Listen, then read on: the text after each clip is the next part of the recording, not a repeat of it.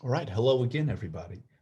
So today we're going to be talking about Hegel's dialectic. So last time we talked about the world spirit, and you've already looked at one video of the dialectic, but this video is going to try and go just a little bit slower. Um, so so last time we talked about the world spirit making progress through history. So recall that the world spirit is the sum of all human expression, human thought, and human word. And so this our thoughts, our ideas, our words all develop over time, right? And so history makes progress as we invent new ideas, disseminate old ideas, right? Reject other ideas, right? As we continue this building progress, this building process, we history makes progress. So, um, so we might pose a question to Hegel: how does this work, right? How is it that history makes this progress, right? We may also have the question: what are we progressing towards? And we'll talk about that in the next video. But for this video, we'll be talking about what is the method in which history makes progress. So Hegel distinguishes between three roles that ideas can play. First, we have what's known as a thesis. So somebody comes up and says, look, I believe X, right?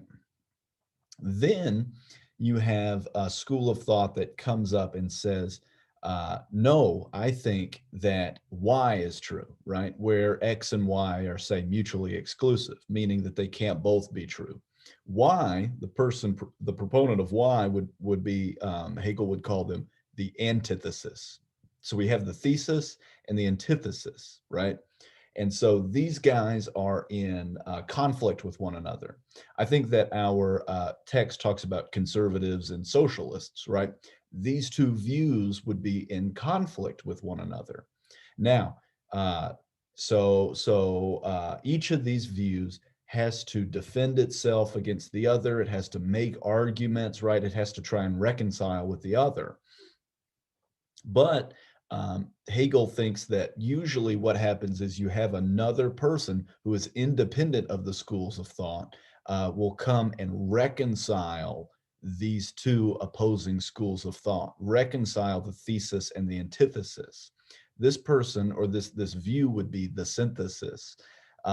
So this is the kind of blending together or the finding of what is right and what is wrong in each view and putting the two together.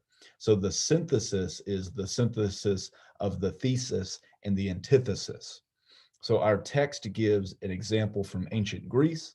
Um, so we find that pre-Socratic philosophers suggested that things change, like Heraclitus. Heraclitus was like, things change all the time, you guys. Like it's like crazy how much things change.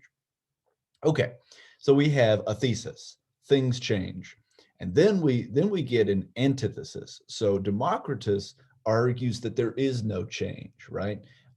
Democritus argues that um, that everything that exists is being, right? And being cannot be nothing, right? But if things change, that implies that there's like a nothing somewhere, but there is no nothing. So that means that nothing changes. So Democritus is the antithesis, and Heraclitus and other pre-Socratics are the thesis.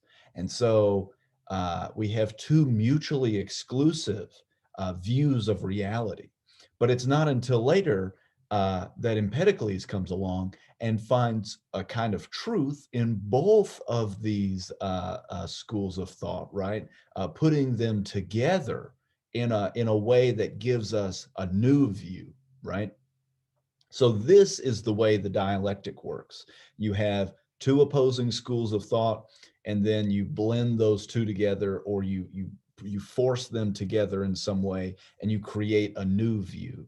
And then you have a new view, and then you have something that opposes the new view.